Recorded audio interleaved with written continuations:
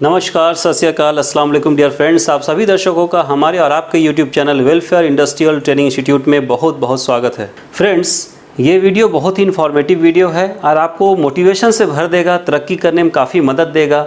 इसलिए इस वीडियो को अंत तक ज़रूर देखें, बिकॉज कोई भी अधूरी जानकारी आपको कामयाबी तक लेके नहीं जा सकती। तो चलिए मैं स्टोरी स्टार्ट करता हूँ। एक शहर में एक राजा हुआ करता था जिसे ईगल से बहुत प्यार था। तो उसने एक ईगल खरीदा और वो चाहता था कि उसका ईगल आसमान की बुलंदियों तक उड़े। लेकिन ईगल की परेशानी क्या थी, वो थोड़ा सा उड़ के पास में एक पेड़ था, वहाँ पर जाके बार बार बैठ जाता था। ये सोचकर राजा बड़ा चिंतित हो गया। उसने अपने सारे वज़ीरों को बुलाया और आसपास के जितने भी जानकार लोग थे जो पशु का पालन करते थे उनको बुलाया कि भाई किसी तरह से मेरे ईगल को आसमान की ऊंचाई तक उड़ा दो। सभी लोगों ने अपना अपना बहुत प्रयास किया, बहुत कोशिश किया, लेकिन सारे लोग नाकाम रहे। अंत में ईगल थोड़ा उड़ता था, जाके एक पास में पेड़ था जिसके डाली में जाके बैठ जाता था। ये देखकर राजा बहुत दुखी हो गया और उसने अनाउंसमेंट करवाया कि मेरे राज्य में अगर कोई भी ऐसा इंसान है जो इस ईगल को बहुत ऊंचाई तक उड़ा दे और इसके बैठने की जो हैबिट है उसको छुड़वा दे, तो मैं उसको ढेर सारा इनाम दूंगा। इनाम का लालच सुनकर पास के गांव में एक बंदा था, वो आया और राजा साहब से रिक्वेस्ट किया कि राजा साहब मेरे जान की सलामती हो तो मैं ये काम करना चाहूँगा। उसने भी आके बहुत सारा प्रयास किया, परिंदे को चावल देके, अनाज देके, बहुत सारी चीज़ों से लुभाया ताकि वो परिंदा, वो ईगल वहाँ से उड़े और आसमान की बुलंदियों तक जाए। लेकिन उसकी हर कोशिश नाकाम रही। अंत में उसने राजा से एक परमिशन लिया कि राजा साहब अगर आपकी अनुमति हो तो ये जो पेड़ है जिसमें बार बार जाके बैठ जाता आप उसको कटवा दीजिए। राजा ने उसके आदेश का पालन किया और पेड़ को कटवा दिया। उसके बाद जब ईगल को उड़ाया गया तो ईगल बहुत ऊंचाई तक उड़ने लगा और आकाश की बुलंदियों तक चला गया। राजा ये देखकर बहुत प्रसन्न हुआ, बहुत खुश हुआ और उसको ढेर सारा इनाम दिया जिस सज्जन ने इस काम को अंजाम दिया था। लेकिन राजा ने उससे एक प्रश्न भी पूछा कि भाई हमारे बहुत सारे वज़ीर हार गए और भी बहुत सारे लोग आए थे वो भी हार गए, आखिर आपने ऐसा क्या किया? इस पेड़ को कटवाने से इस ईगल का क्या मतलब है, क्या लॉजिक है? तो उस बंदे ने एक्सप्लेन किया कि राजा साहब ये ईगल जो है हैबिचुएटेड हो गया था, उसको ये समझ में आ चुका था कि मुझे थोड़ा सा उड़ना है, पास में बैठने का जो बना हुआ है डाल मैं वहाँ पे आराम कर सकता हूँ, इसलिए थोड़ा उड़ के बैठ जाता था। जब मैंने उसके कंफर्ट जोन को हटा दिया, यानी जो उसके बैठने का जगह था उसको हटा दिया, तो उसको कोई दूसरा ऑप्शन ही नहीं मिला और अब दूसरे ऑप्शन की तलाश में कि अब कहाँ पर बैठा जाए, अब कहाँ पर रेस्ट किया जाए, इसकी तलाश में उड़ना शुरू किया और आकाश की बुलंदियों तक छुआ। और ये सुनकर राजा बहुत खुश हुआ। तो फ्रेंड्स, अंत में इस कहानी से हम लोग को एक चीज़ सीख मिलती है कि हम लोग भी अगर ज़िंदगी में तरक्की करना चाहते हैं, आगे बढ़ना चाहते हैं, तो अपने कंफर्ट जोन से बाहर निकलिए।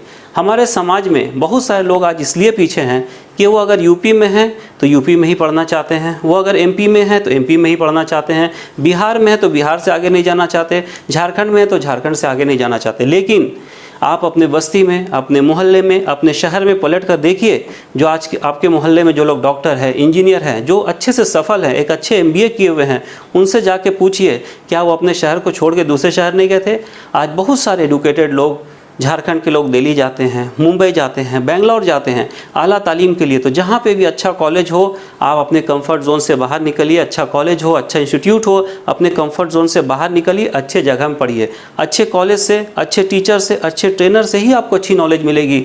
ना कि आप ये मत सोचें कि नहीं मेरे बगल में तो था सर वहीं पर कर लिए। भाई, आपको आराम देखना है या आपको अपना फ्यूचर देखना है? आपको नज़दीक देखना है या आपको सफलता पाना है? आपको कागज़ का टुकड़ा, एक सर्टिफिकेट देखना है या आपको नॉलेज विद सर्टिफिकेट चाहिए?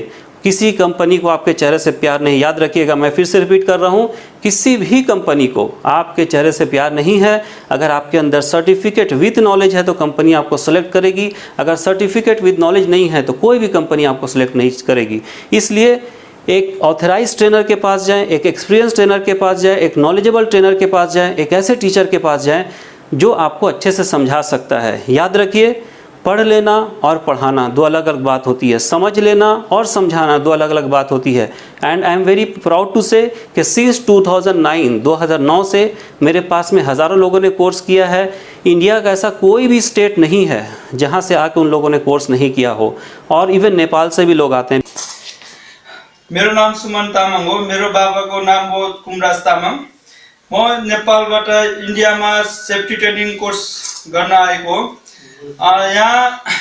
यहाँ सेफ्टी अफिसर कोर्स धेरै राम्रोसँग गराउनुहुन्छ। यहाँको डिरेक्टर हुनुहुन्छ आसिफ कुमार सर। उहाँको पढाउने टेक्निकहरू, स्टाइलहरू धेरै फरक हुनुहुन्छ। अरू इन्स्टिट्युट भन्दा यहाँ धेरै राम्रो पढाउनुहुन्छ। त्यसपछि यदि हामीले जिन्दगीमा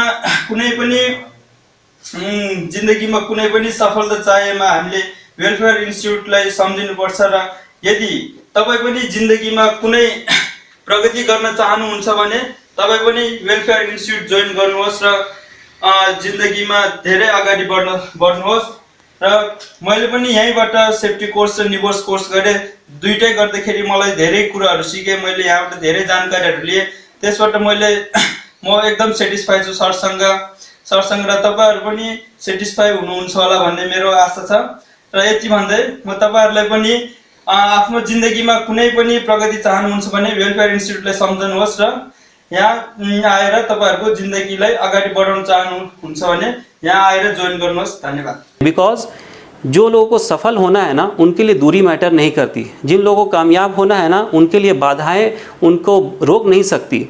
जाड़े के दिन में ठंडा लगेगा, गर्मी के दिन में पसीना आपको आएगा, बरसात के दिन में बारिश होगी, तो हमेशा कुछ ना कुछ लगा रहेगा। तो जिनको एक्सक्यूज़ है वो तो कुछ ना कुछ बोल के बात को टालते रहेंगे, लेकिन जिनको आगे बढ़ना है वो हमेशा इस बाधाओं को तोड़कर ज़िंदगी में आगे बढ़ेंगे। एक बड़ा अच्छा प्यारा सा शेर है, अगर आप समझ सकते हैं, कि लहरों से डरकर, ध्यान से सुनिएगा, लहरों से डरकर नौका पार नहीं होती। लहरों से डरकर आप समुंदर में या नदी में नाव चला रहे हैं तो लहरों से डरकर नौका पार नहीं होती, और सच्चे मेहनत करने वालों की कभी हार नहीं होती। शर्त यह है कि आपको सच्ची मेहनत करनी पड़ेगी। लेकिन हम लोग क्या करते हैं, मेहनत करते ज़रूर हैं, लेकिन थोड़ी सी बाधा आ जाती है ना तो हम लोग हार जाते हैं। नहीं सर, मेरे से नहीं होगा। भाई, दुनिया में कोई भी चीज़ इम्पॉसिबल नहीं है। अगर कोई सबसे पहले हिमालय की चोटी पे चढ़ा था वो भी इंसान था, चांद पे पहली बार कोई गया था तो वो भी इंसान था, किसी ने आज बल्ब का ट्यूबलाइट का इजाद किया तो वो भी इंसान था, किसी ने कंप्यूटर का इजाद किया तो वो भी इंसान था। तो वो कंप्यूटर का इजाद कर सकता है तो आप कंप्यूटर यूज़ कर सकते हैं।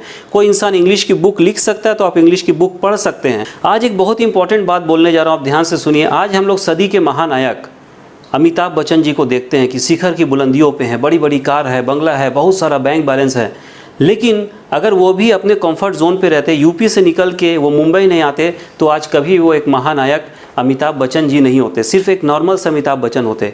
अगर शाहरुख खान जी की हम लोग बुलंदी देखते हैं, जिसको लोग किंग खान कहते हैं, अगर वो दिल्ली को छोड़ के आज मुंबई नहीं आते तो आज भी एक नॉर्मल सा शाहरुख खान होते, जिनको कोई भी नहीं जानता।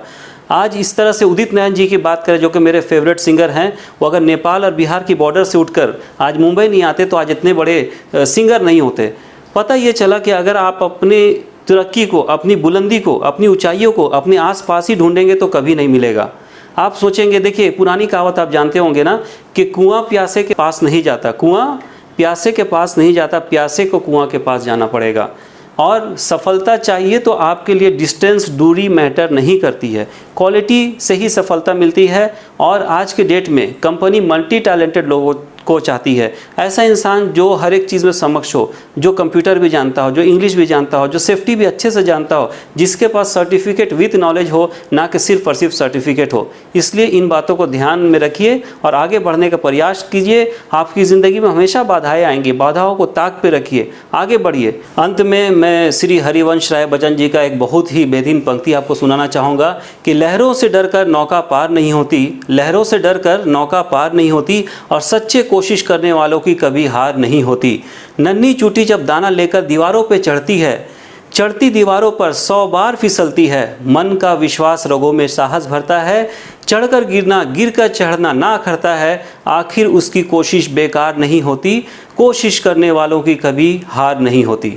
डुबकियाँ सिंध में गोताखोर लगाता है, जा जाकर खाली हाथ लौट आता है, मिलते नहीं सहज के मोती गहरे पानी में, बढ़ता दुगना उत्साह इसी हैरानी में, मुट्ठी खाली उसकी हर बार नहीं होती, कोशिश करने वालों की कभी हार नहीं होती। असफलता एक चुनौती है, स्वीकार करो, क्या कमी रह गई देखो और सुधार करो, जब तक न सफल हो नींद चैन को त्यागो तुम, संघर्ष का मैदान छोड़कर मत भागो तुम, कुछ किए बिना ही जय जयकार नहीं होती, कोशिश करने वालों की कभी हार नहीं होती।